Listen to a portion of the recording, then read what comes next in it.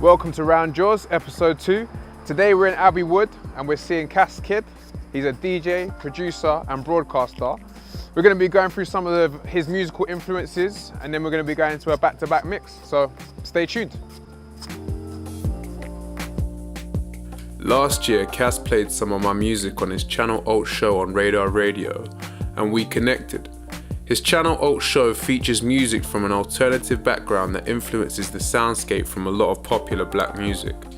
Cass has produced radio shows on both Represent Radio and BBC One Extra, where he currently works on the DJ Semtech show. On a personal note, Cass is a cool brother, a humble creative soul who is really about his music, which I like. He's a young man with a lot to say and an unwavering self-confidence that you can only respect. In this episode, we sit down and chat about some of his influences and future plans. Let's get into it.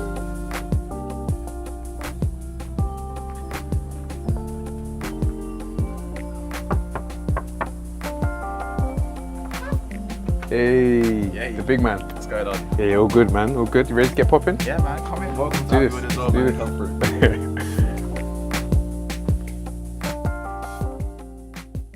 Cool. CassKidd, Yo, welcome to RoundURS. welcome to my house. Thank you. So today, I wanted to really chat to you about obviously yourself as an individual, the sort of pockets of creativity that you're into. Yeah, sure. And then really talk about your selection, because your selection is very interesting to me. I think you touched on some pockets of music that I was really like thinking, no, I could thought of like 3 or 4 tunes that like I could relate to with that one song. Yeah. So, and you put like 30 songs in there, so it took me a little while to get my playlist together on the back of that. But yeah, introduce to the guys like what you're about, and we can go from there. Cool. Well, my name's CassKidd. Yeah. Originally Cassidy Bailey, broadcaster, music producer and DJ from Southeast London. We are in Abbey Wood. Like, I take so much pride in Abbey Wood because no one knows where it is. Yeah. No one seems to know where it is, so I have to always make sure I say I'm from Abbey Wood. Put it on the map. Yeah. I feel that. I'm a presenter on RoundURS Radio, a freelance at BBC, across like the specialist shows, and I'm finishing. I'm on my way to graduating at uni. So Congratulations, congratulations. So yeah, that's shout out to the uni crew. Yeah, shout out to uni crew. But yeah, that's me in a nutshell. I live and breathe music and radio, to be honest. Yeah. Dope. And on RoundURS Radio, you have the Channel Alternative show. Of course. Channel Alt is my platform. Yeah. Originally, it's still a radio show, and then from there, I've realised I can take it a bit further. Then I created a website for it. Okay. Then I realised, hold up, this is a platform now. So now it's a platform that I have, and a radio show is an extension of that. Cool. You think of any clothing or anything with that? In the future, Food show? Well, you never know. Like my cousin, shout out to Lamar. He's in chef school and he's doing really well. So bring the family in, man. who knows? Bring the family in. Yeah. But yeah, I really like the sort of mantra behind Channel Alternative, and I really like some of the selections that you put in the playlist, because I feel like some of that feeds something that's very interesting to listen to for me personally. Yeah. You know, that sort of alternative sound that does fuel a lot of hip hop and a lot of music that we listen to, because essentially, you know, like hip hop and rap is a sample based genre. Yeah. And, you know, all of the creatives, producers and all those people are seeking those sort of alternative sounds to feed the genre, to feed their production as well. So talk to me about some of the selections that you've put in there that feed your creativity. So there's a mixture from grime to ambient post-rock music to like early Kanye West, also to like just random songs. And I feel like that is almost like a timeline of my upbringing through living in London, through school, through work, and just in my life in general. So these are the things that stood out, and these are some of the inspirations that I've put in my own music as well. So like it's almost like I'm revealing like almost my sample collection. Yeah, and 100%. like a piece to my brain. Yeah, it sounds like London as well. Yeah, I hope so. It does. It sounds like London in a very visual way. I think it sounds like London because I can relate to some of the the post-rock choices in there, because Yeah. I don't listen to that myself. It's not a genre that I'm I know a lot about. But when I listen to that, you know, it's atmospheric, it's ambient. Yeah. And I think London looks like that sometimes, you know. At night, definitely. Yeah. It's really weird that I really like appreciate aesthetics and how things look. So I remember when I was in college, we had to do like a short film. I based it around like sunsets, and like I filmed it like just down the road in Thamesmead, like with the, you know, like the iconic flats that you have, and it was basically like a boy chasing the sunset, like to see the sun, and I used music to portray that. So I produced all the music behind it, but I almost work off of music and weather. It's really weird, and so that's how the ambient post rock comes into it, and like sampling ambient stuff for like another genre like hip hop or grime or electronic. Yeah, I think like definitely I'd be interested in seeing visuals from that, because I think, you know, like when I was listening to some of the selection, I was like, I could almost see the visuals with it. So I definitely relate to some of that stuff. Talk to me about then growing up and I guess the influence of grime on your childhood or even your creativity. Yeah, so I'm the youngest out of 3 children from my parents. So I've got Devonte, my middle child, my middle brother. He's 20. Feels like your child sometimes. We share a room, so sometimes it goes both ways. He's 23, and then my eldest brother Jordan's 27. So, and I'm 21. So like the gap, I've got like 6 years worth of music that I get fed, whether it's like subconsciously or literally like me saying, "Oh, what's this?" And when my brother was like, when he was in secondary school, grime was the first wave. I was in primary school, and I would just listen. Clashing guys in the playground. I used to write. I've still got my bars book. I love that. I've still got it. I love that. I think everyone around that time was a barist at some point. I definitely was. You know what I mean? There's a part of my life where I really thought I was gonna be an MC. Then that changed when I came across Fruity Loops. But with my eldest brothers, it's like I would just listen to what they would listen to. And before them, like my dad, like DJ, soundman, so like he would obviously play like rare group, like that side of things as well. So my house is like, I've always said my house is like a club. In every room there's a speaker. So in every room I was exposed to some sort of music. That's sick. So, that's like a sick metaphor, like every room. Yeah, every room there's a speaker. Like this is like a club. Yeah, it's just sick. Like a home club. Yeah. So that is just, so anything that was playing at the time, if I liked it, I would find out what it is. And so it's curiosity. Like I'm just a really curious person. I like to know how things are, why things are. I question a lot of things, and I like to know answers. Yeah.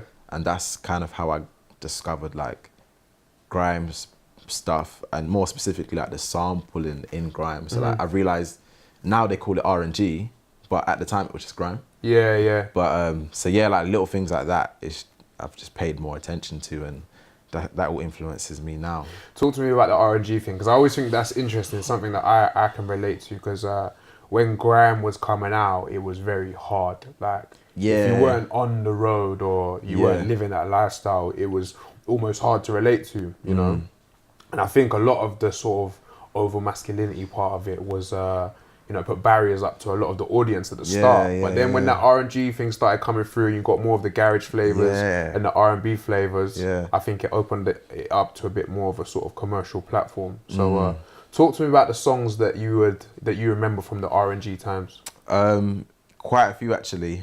Bomb Squad, BOMB Squad.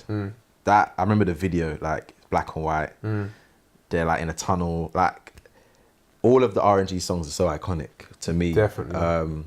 Also Nasty Crew with Girls Love Nasty. I remember that. Even like there's like a part at the end where like you know how they used to preview other songs that are like to be released. There's also Red Hot Entertainment that was talking about one of the artists as well. Like that was one of my favorite ever R&G songs. Like the song continual reloads to the point where last year I only just discovered the sample was Tracy Spencer. But there was no, I don't know how I found it, but I'm trying to remake that beat using the sample, or like make something of mine using that sample. I love the sample so much. Do you do a lot of sample shopping then? Kind of, yeah. Like in my early days, like when I was 16 and I had a lot more time, sampling requires a lot of patience, because you have to firstly find what the sample is, find what you want to sample, and then make something out of that. And like when I was in secondary school, that was all I was doing. I didn't really go out. I'm not the type to go out to go parties and stuff, so I was always in my room sampling. Like I used to put beats up on YouTube, like Drake type beats, Rick Ross type beats. Like that's what was like my outlet type thing. And I built a following through that. And then from YouTube, I went to SoundCloud. And then from SoundCloud, I'm now on radio. So it's like, it's a real progressive timeline of just from something that I was intrigued about to something that plays a huge part in my music. And to something that I like to share in my radio shows and in conversations like this. Yeah, I think that's a real cool part of it, the sampling thing, man, because that's definitely something that I love to sample. I love to know where music comes from, like especially like with a lot of the American hip hop that comes out now. You know, you hear a song like the Real Friends that you put on the Kanye Real Friends. Yeah. And like I'm straight away like, where's that from? And like then you do you look it up and you think the way they flip that is so dope. Like and that's exactly what it is. Most of the songs in the playlist are all songs where I didn't know how it was made. Yeah. To this day, I still don't know how it's made, but I know that as soon as I hear like 1 second, like I'm sold. Like I have this 3-second rule. Like I can always tell a good song in 3 seconds. Yeah. Like, and all of these songs, I can, like, as I'm speaking about, as you said, Real Friends, I heard the sound. I heard the sample, and like I want to be able to make music like that, like in my life eventually, where the moment you hear that one sound, you know, that's this song.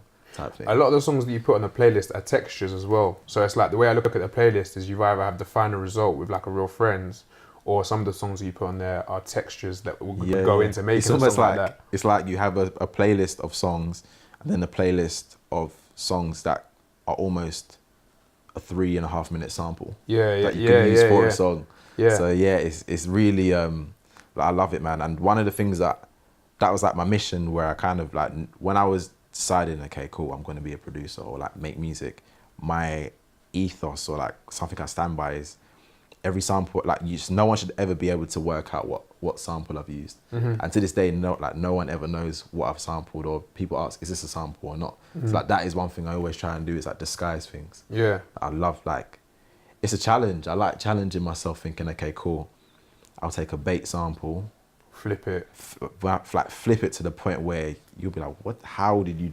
I always like my reaction when people, anything I do, like anything that I create, I want people to say how did you do it, and what made him do that. Like those are the two questions that in anything I do. Those are the two questions. Okay, that's dope, man. So talk to me a bit more about your production then. On one of the songs that we're probably gonna play later was the AM Sniper song. So talk to me a little bit about that. You said it was your first placement, that was right? my first ever official remix placement. Like at the time I was working in community radio as like a volunteer, and I remember the song came through for like playlist submission, and the original was like, it was good, but at the time they were looking for remixes, and then I kind of like was like listening like next door, and I could hear them, and like someone came up to me saying, "Oh, Cass, like they're looking for remixes. What do you think?" And I said, "Oh, like, is there an acapella? Like, give me an acapella, I'll give you gold." Like that is me. Like in my head, I was like, "Okay, cool, give me an acapella." I did it now, and they were like, "Yeah, we want to put this on the remix package," and I was like, these times I had no idea what a remix package was. It's all new to you. It was all new to me, and because at the time, like before that, I was making remixes and uploading them on SoundCloud, and they were getting taken down by labels. And like SoundCloud been coming hot. Like clamping down on that. SoundCloud, YouTube, like they were all getting removed. So to then work with a label, I'm thinking, wow, like these the same people that are telling me no are actually saying yeah. And then it just, the acapella went through. I never forget, like the laptop I made it on, Jesus, like it was my mum's old Toshiba. To run it, you had to have the power cable in. If the power cable came out, done. Computer's done. Had a USB fan in it to keep it cool. And I remember like it's makeshift. And it's like I didn't get a Mac till I was like 17. So everything I've make and everything I make to this day has always been on the PC because I use FL Studio. But man, I made that on like zero resources, and it's good to make it on zero resources. Man, it's not what you got, it's how you use it. 100%, man. That song is a definition. Like even before submission, I couldn't even play the song in full because my laptop would just keep freezing. So Yeah. I just had to export it and listen to the export and then go back into it and do like like it was long. Yeah. But the passion's there, man. Yeah, Like you're not even thinking about, oh, this is long. You're just thinking about, I want to get it right. I remember when they released it. I remember seeing it on, I think, iTunes and Spotify, and I was like, my name is on iTunes.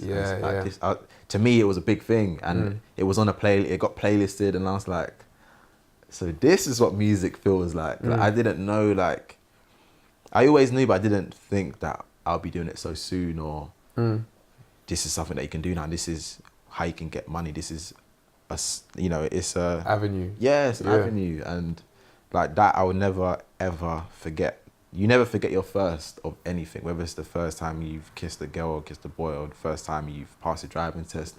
You never forget your first. So I've never forgotten the start of my like that side of getting introduced to like the industry. Yeah. Like people, because like that gets sent out through mail outs.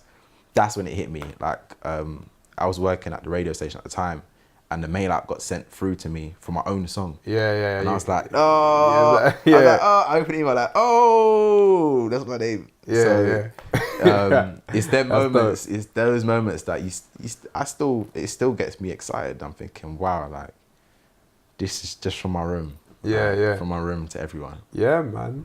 So talk to me about, like, in terms of your journey as a producer and where you're trying to take it next. Like, what is it? Is it more of a sort of a DJ presenter thing, or is it an all encompassing brand at the moment that you're working on? It's a mixture, because one of my biggest fears is like doing too much and like spreading myself too thin. But being at uni has taught me like it's okay to be good at more than one thing. 100%, man. So especially in this era as well. Like everyone is you're not just one thing these days. And like I was a producer before I was a radio presenter or broadcaster. So it's always going to be that. That's the core. Yeah, and it's like anything I do, if it's music related, I'm making the music for it. So it's like I always make sure. It's also something about ownership as well. It's like music is something that is, anything I create is mine. Like that's come from my head. Like this almost an imaginary idea that is executed to like a song. So I don't know, it's just a case of, for the future, definitely, whether it's going down the whole distribution deal side of things and producing for people and creating sounds for artists, or whether you know how you got like the elite side of producing where like there's producer artists, so you got like Miramasa, you got Timbaland, you've got Boy Wonder, like people that are releasing songs as producers, like Calvin Harris, for example. I'm surprised. Oh, I forgot Calvin Harris in the playlist, but he played a huge part in like me discovering that you can actually just release instrumental based music and people still love it. Like have like limited amount of vocals and people still love it. So there was a phase where I made like a house EP, it's called Volume. I had to remove it. Not gonna lie, I had to remove it. But it's trial and error. But I can, because of that, I can make pop. I can make pop music. Like because of that. Talk to me about house music then, because like you there's only a few things that you touched on in the playlist. But listening to you talk about music so passionately, knowing that everything is kind of from a sample based, you know, like a bass, or whatever you want to call it. What's your feelings and thoughts with house music? It's really weird because I personally can't stand it. Really? However, I love making it. It's so mad, because for me, I really love house music. I love hip hop. And it depends what type of house, because I've just realised I love Afro, like South African house. Oh, yeah. But then you've got like, if you've got like commercial house, like Tiesto, or who else is there? Who else did I used to listen to? Swedish House Mafia. I used to listen to a lot of that. Like progressive melodies. I love melody. I can't play piano. I don't play no instruments, but I do it by ear.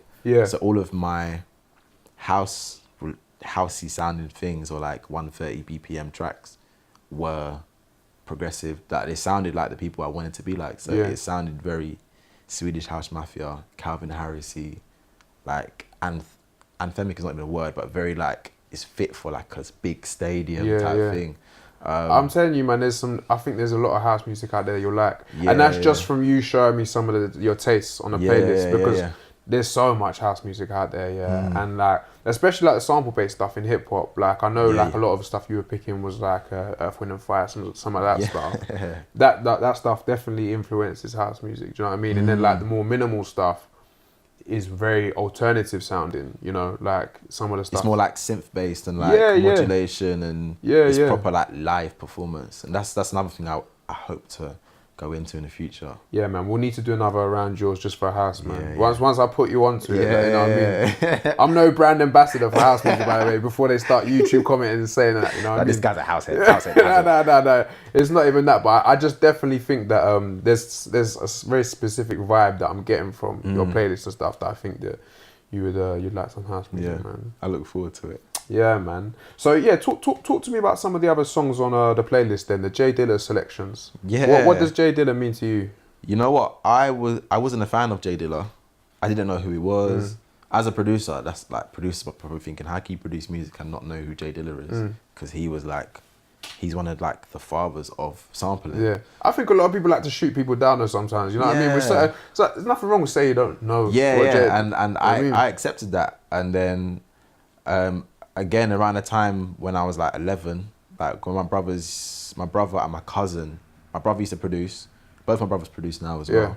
But my cousin used to spit, and he was doing really well at the time. Like he was like, he made a song with Chipmunk at the time. Okay. And like Wiley was like proper on him, and he basically did a freestyle over the So Far Gone instrumental.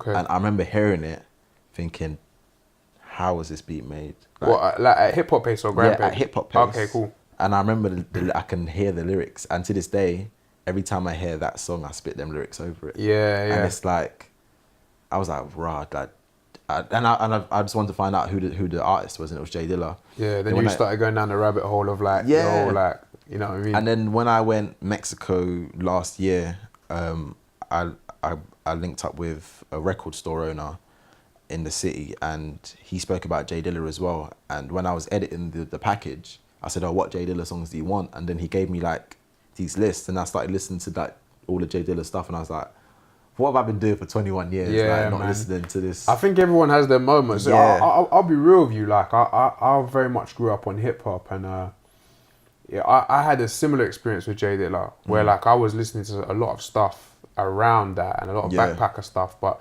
I actually came into J Dilla stuff a lot later, and I had exactly the same thing. I was like, I can't believe I've been living on this earth for how long, and I've missed that. But they're good moments in music, man. That's like a gem that you find in music, you know what I mean? Yeah, and it's inspiring as well because it shows that his music is still timeless. And like, no music or no tracks are never old, because it may, even though it was like 20 something years ago or however long it was, to me it was brand new and it still sounded fresh. Like I've got a subfolder in Spotify called Timeless. That was the first track I put in it.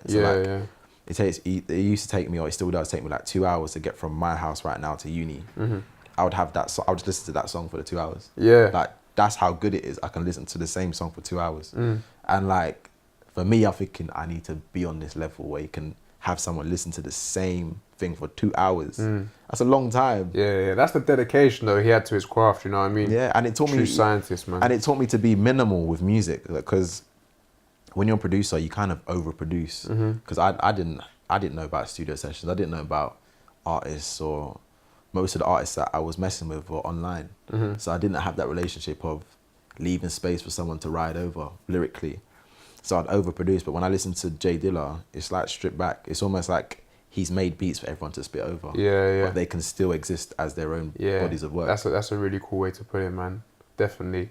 Another track that interests me from your playlist was the James Blake Forest Fire track. Yeah. Is it Find the Forest Fire? I Need a Forest Fire. I Need a Forest Fire. Yeah. Fire. Like, it's funny, because I remember actually listening to that album, and I listened to it a couple times, but I never heard. But you didn't notice I didn't hear that song. I listened to it, and it just went by. You put it in the playlist, and I was like, yo, this song right here. I was like, why didn't I catch that the first time? But talk to me a little bit about that. I can see it's like right up your street with the alternative vibes on it. It mixes almost everything. That song is the playlist. Yeah, when you think about it.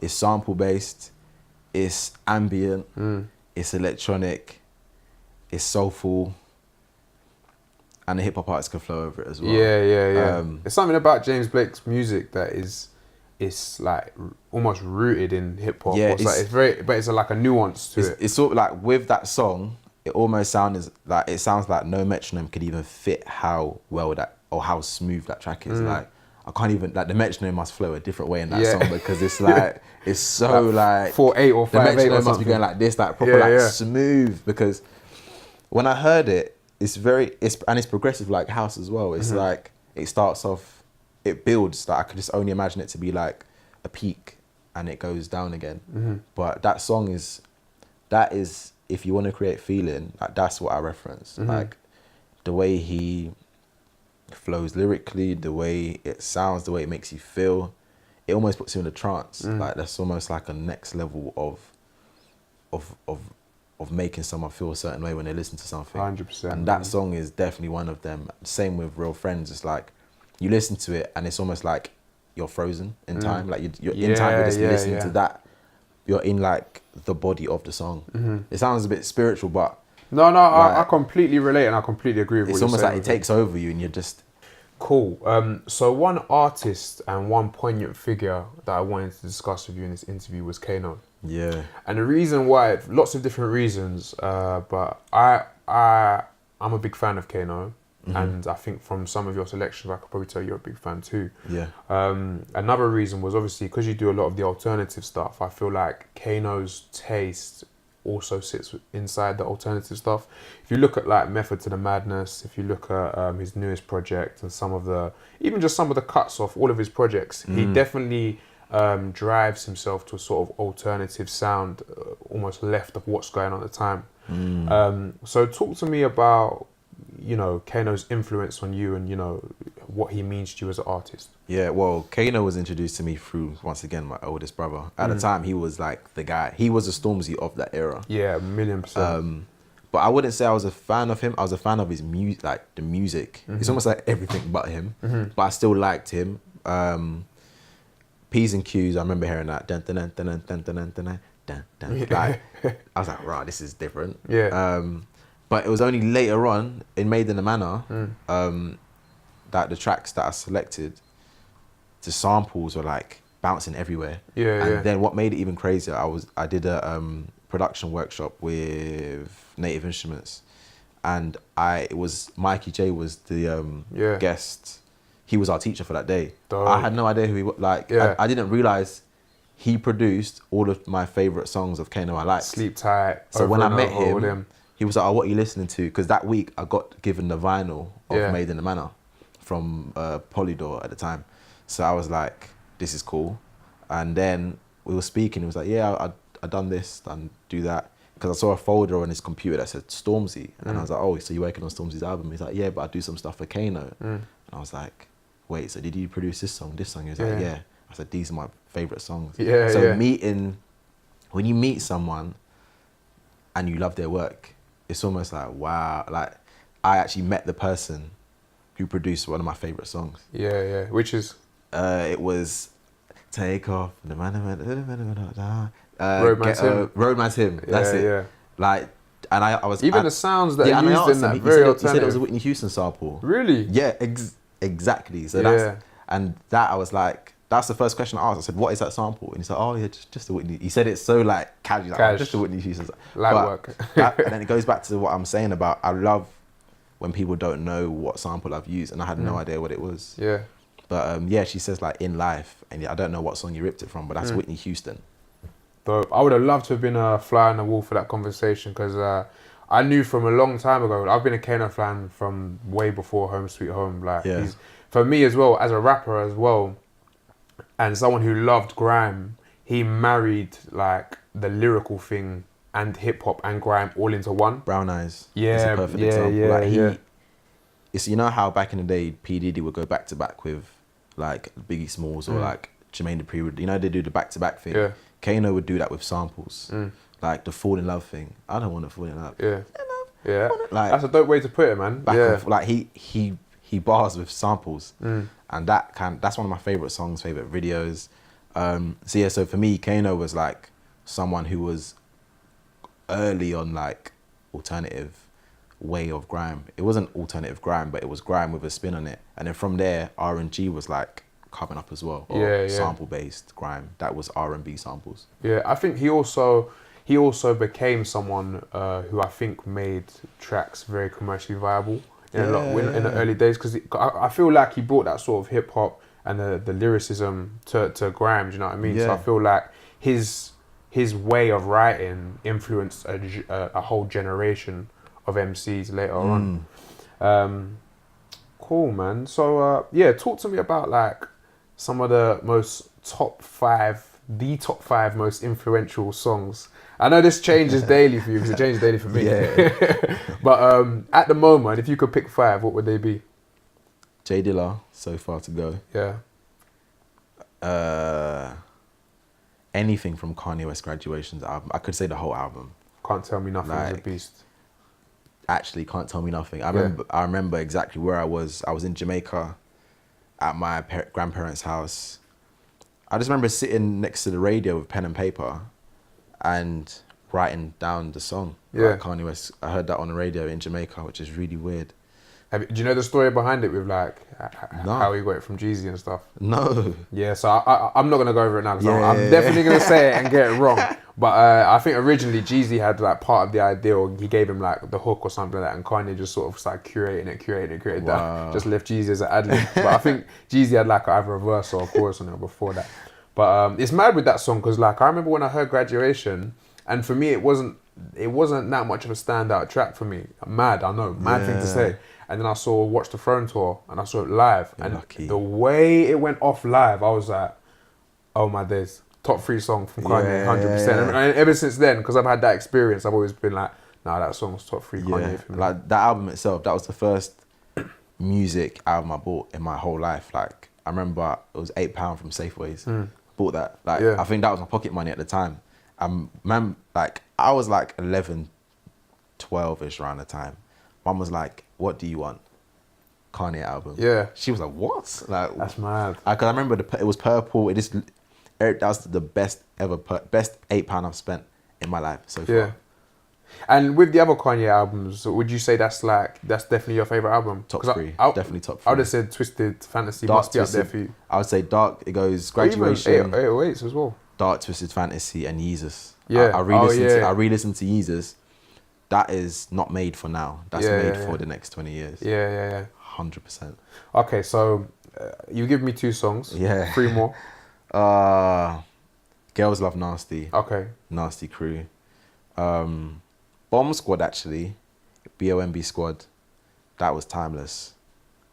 And Low Deep, Get Set. I see the way that hit you just then. Yeah. That hit, because I heard it. I just heard it. Yeah, I think that was on Run the Roads 2 originally. Yeah. I remember Run the Roads 2 buying that and playing the JME Serious remix for my dad. Wow. And like it's like anytime I used to play grime, like my dad used to always tell me like turn it off because I'm not trying to hear that. Yeah, and there's the one song I remember him saying like, nah, this guy's talking sense right now. Like you know what I mean? There's some bangers on that compilation, man. But around that time, you'd always find that them commercial compilations for grime would always be a rarity. Be super rare, but they'd always have some gems on them. They had gems, yeah. But yeah, so most of my top 5 is made out of old school grime and like the odd hip hop track. But yeah, those are my selection. Quickly before we wrap up then, Garage. Talk to me about Garage a little bit, because you know, I can see the grime is in there. Did Garage touch you at all? Garage is not there. It's nowhere. Really? My introduction to music from UK was grime. Like, it's mad. I missed. It's weird because I'm 21, so it's like I shouldn't technically know about that side. I think Garage is just a bit too old for me. It's funny because I'm a little bit older than you, and when I started to go out, like just before I started turning 18, Garage really was like, grime was really like the thing amongst the youth anyway. But Garage people would always party to Garage, but I definitely missed the golden days of Garage. So I can relate to you in a sense that like, you know, it's not even something that's really in there for me, but like same time I feel the nostalgic 100%, vibes from it, you know what I mean? And you know what, I'm gonna switch my top 5. Oh, I see, it's changed already. Because I forgot about, let's just add a 6 just to be sneaky. Eminem Toy Soldiers. Okay. That is that was a spanner, that one. Sample again. Like Elton John. It was the bit by bit, torn apart. We never. I think it was a lady singing it.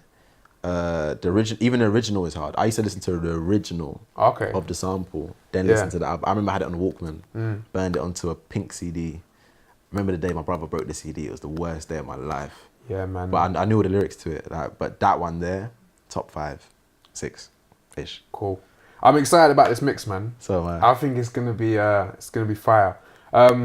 So yeah, tell the people them about any projects that you got in 2018 and 2018. Get into it. It's the year of CassKidd, 100%. Like university was the priority. Like education, I've got that now. That's secured. I don't need to do that again. Now it's CassKidd season, it's CassKidd year, it's CassKidd. Love that. It's the CassKidd series. So yeah, musically you're gonna get that. Yeah.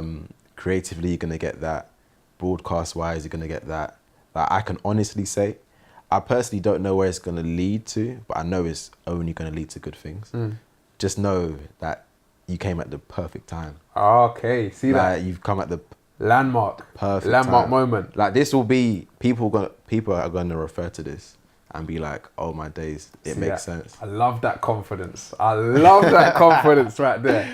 But 100%, like this is the reference point for what is going to happen in the future. For sure, man. Well, I'm happy to be part of the journey and appreciate you welcome into the house today and being a guest. Thank you very much for having me. No worries, man. Bless up. Thank you. Let's get into this mix. Thank you very much for watching my episode of RoundURS with Origin. Now, if you want to hear the mix, make sure you click here and here. Very simple. That's it. CassKidd signing out. Thank you. Get out of my house. Peace. Bye. Whatever. Peace.